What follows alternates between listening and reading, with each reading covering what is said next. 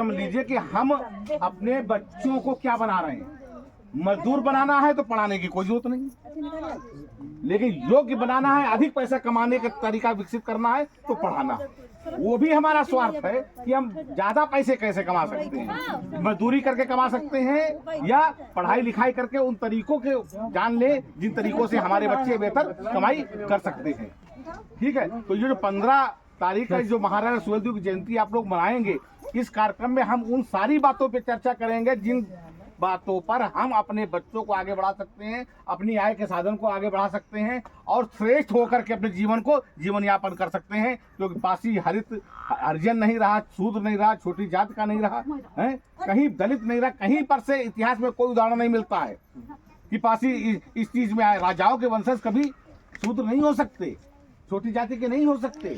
आप श्रेष्ठ बनिए, आपकी जीवन शैली श्रेष्ठ हो जाएगी। अगर जीवन शैली श्रेष्ठ हो गई तो आपका आचरण भी श्रेष्ठ हो जाएगा। आचरण श्रेष्ठ हो गया तो सम्मान में, समाज में आपको श्रेष्ठता का व्यवहार भी मिलने लगेगा।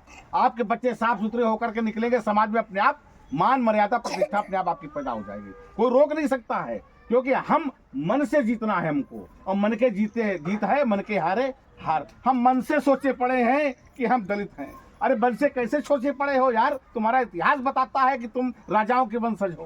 तुम्हारी बाराबंकी की जमीन है पासियों के रक्त से नहाई हुई है, वो इतिहास बताता है हमारा। और हम अपने आप को इतनी छोटी मानसिकता से लेकर एकता के बल पे ही पासियों ने अवध प्रांत की धरती पर राज किया था, एकता के दम पर। और हम एकता से अनेकता में कैसे बट गए?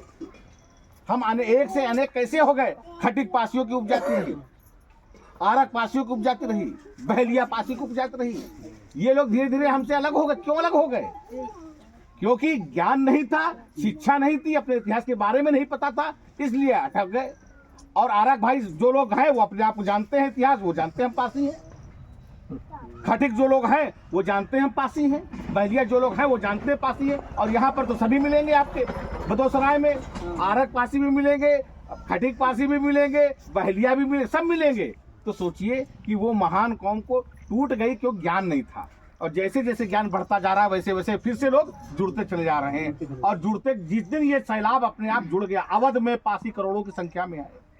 पूरे अवध में ही नहीं है, पूरे हिंदुस्तान में है। और पासी ही एक ऐसी कौम है जो कहीं ओबीसी में आ रही है, कहीं जनरल में आ रही है, ठीक है, और कहीं एससी में आ रही है। मुरादाबाद के पासी जनरल में आते हैं। वो हमसे कई बार फोन किया कि भैया हम जनरल में हमको डाल रखा है, हमारा एससी का सर्टिफिकेट नहीं बनते हैं। कहते तुम तो पसिया हो, तुम पासी हो ही नहीं। सोचिए, मतलब जो जहां आर्थिक रूप से मजबूत रहा वहां पर उस कैटेगरी में चला गया।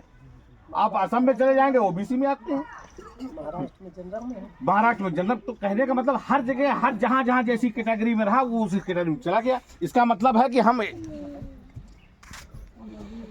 इसका मतलब यही है कि हमको अपने इतिहास के बारे में समझ लेना है। और ये 15 तारीख का कार्यक्रम जो आपका हुआ है, मैं परमानंद के लिए मैं बहुत धन्यवाद करना चाहूँगा कि एक बड़े सोच के साथ, एक बड़े उद्देश्य के साथ एक कदम रखा।